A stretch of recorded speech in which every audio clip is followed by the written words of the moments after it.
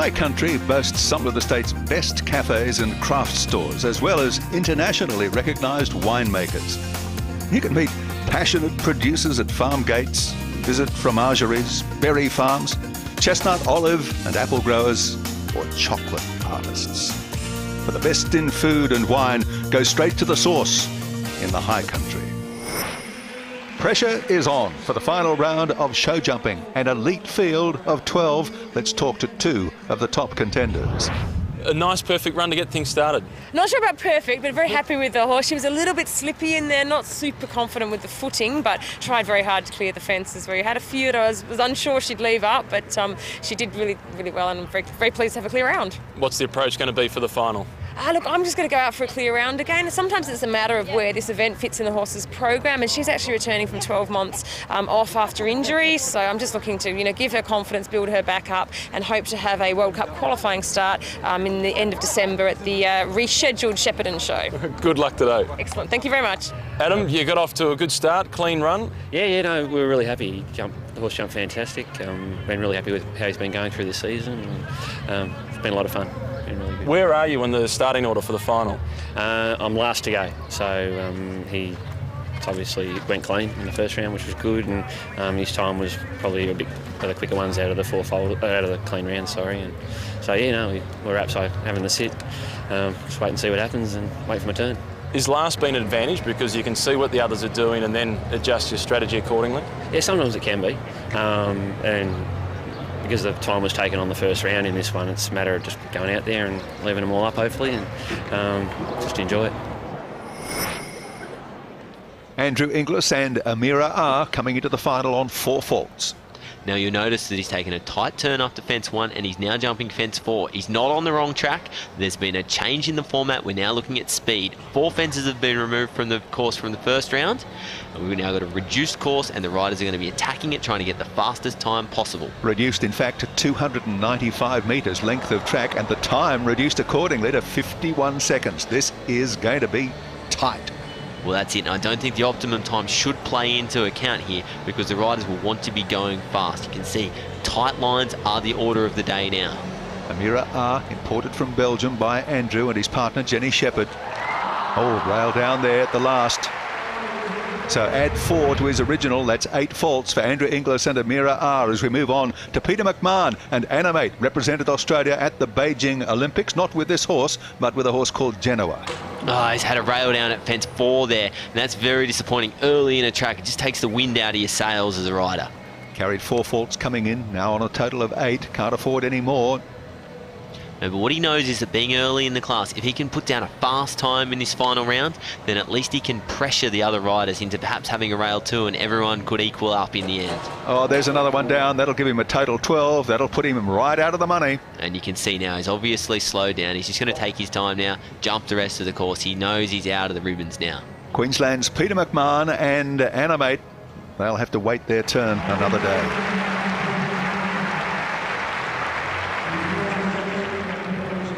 As you can see, horse just getting a little close to that fence and jumping a little high. Its trajectory was a little short. That's why that rail came down. And then once again, just a little close. And this happens in your jump-offs. You're really cutting corners, you're taking some risks, and that's the outcome. David Dobson from the West with Picabello, 13-year-old Dutch warm-blood stallion. Well, in the first round, we really made a point about how relaxed this horse looked. And here we are in what's essentially a speed class, and he still looks very relaxed, which is amazing to see. Carried 4 faults coming in, going okay so far. Certainly is. Looking very nice there. That combination at 7B, difficult there, especially when you're trying to attack a course.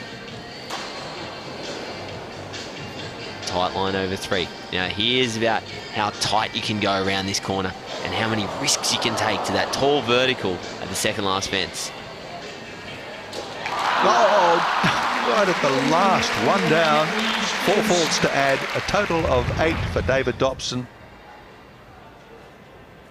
Here we have Wendy Schaefer and Koyuna Sunstorm. Now Wendy, very experienced at riding fast. She knows how to get out there and really attack a course. I think we'll see some pretty fast riding here from Wendy. This is a thoroughbred 10-year-old mare, bred by Wendy and her mother Di, by the sire Brilliant Invader. Brilliant Invader has produced a lot of very good jumping horses. Coming up to the double. Oh, she's added a stride between the triple bar and the double. That's dangerous, yes, and that's the rail coming down. That's the price you pay when you go adding strides, and a rare mistake from Wendy Schaefer. Yep, Wendy and Sunstorm blot their copybook. 4 faults. That is a real shame, and you see Wendy doing that very, very, very rarely. Just one more to clear.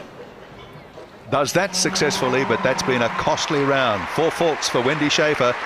Against this sort of competition, it's going to be tough now to take the prize. As you can see, this fence just was too far away for the horse, really. And that back rail, they really start to look a long way away. Coming down to the final few now, here's Russell Johnston and Borealis Centurion. Oh, he's our Atlanta Olympian. I think he's going to be a good candidate to throw down a very tidy round here. Gosh, we've got some outstanding riders here, haven't we? Olympians from Atlanta, from Athens, from Beijing. Sensational field. Great riding. Been that way through the whole of Equitana. Oh. Rail down at 7B into the double. Tall vertical in there. It's tough fence. Just got to understand what the horses are looking at. The fences are coming at them very quickly. There's a lot to look at. They blend in with the background. Well, had a clear first round, but 2 rails down already here. Okay, over the last, although he clipped it, that's 8 faults. As you see there, just a little too close, and that's what happens. That's the sport. Here's the distinctive grey, Mr. Innocent and Tim Amatrano. Well, as we said earlier, a very experienced combination. I think Tim will have a pretty red-hot go here today. This horse by the sire, Snowball Sugarfoot. An interesting name. Tell you what, in Queensland, they breed them to go fast. These guys have been riding quickly since their days at Pony Club. They're not here to make up numbers. They are here to win prizes. Clear through the first round, going well so far here in the final. Look at that. That's a turn that we've seen elsewhere. We might see that in one of the other disciplines, in the reining or the cutting. Double clear for Tim Amatrano and Mr. Innocent. That's going to be hard to beat. And he knows it. The hat's come off. He's very happy with Mr. Innocent. Now here we have the final rider in the Jumping Grand Prix. Adam Prime on Saddle Up Darn Good. An excellent round first time. Let's see what he's got. Oh, the rail going down at fence 4. That is extremely upsetting for Adam. He was really set up to win this class. That rail is going to cost it. And it's going to hand victory to Tim Amatrano. Yeah, but Adam Prime still needs to focus. Time is important here. He's protecting his minor position here. He's trying to hang on to second place. Can he do it? Because we've got several riders tied on 4 faults, so it's going to come down to time to determine the minors. That's right, and that puts a lot of pressure on you. Thinking about the fact that you've lost the class, but you're still thinking, gee, I've got to do well. I've got to concentrate and secure a good placing still. Well, it's going to be minor money in any event, and Tim Amatrano is the winner of the Grand Prix show jumping. Tim, you've come out the winner. It looks like Mr. Innocent is more excited than you are. Yeah, he loves the blood and the atmosphere in the ring. How was it with the crowd? And there was plenty of attention, lots of noise once he got over that clean run. Yeah, it's unreal. The feeling of a clean round, and obviously the crowd here and at any venue is the best thing for horse and rider. Often enough it stirs them up and gets them going a bit, but fantastic. Look at it. What more could you ask for? You were the only one that got through both rounds cleanly. What was it that made the course so difficult? Oh, look, I think in an indoor it's always hard. You know, our horses don't do too many indoor shows over here. We have a handful of shows.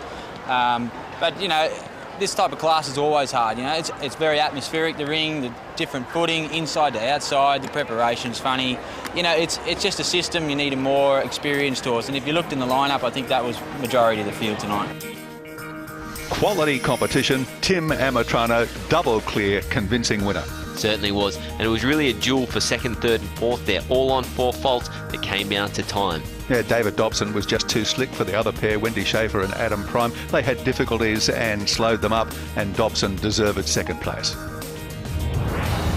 Well, the party hardly seems to have started, my friend, and it's over, but the finale had them dancing in the aisles. What a fantastic competition it was. Tim Armatrano showing that experience really does count when it comes to the horse sports. But in all of the competitive events, the cream came to the top. Really did, whether it was dressage or cutting or reining, Gary, we really saw those experienced riders showing that they've got what it takes. They've learnt that over the years. Mary Hannah won 2 in the dressage. Well, I guess that's 3 Olympics experience. Well, it is, and we saw it in the reining as well with Martin Larkham and Warren Backhouse, both Australian representatives, really showing that they can do it in all circumstances. Well, that's just a taste of what horse sports have got to offer. The really great news is that EQUITANA is rotating to Sydney for the first time in 2011. Well, look, I'm looking forward to it, Gary, because that's my hometown, so you can bet that I'll be the first person buying a ticket.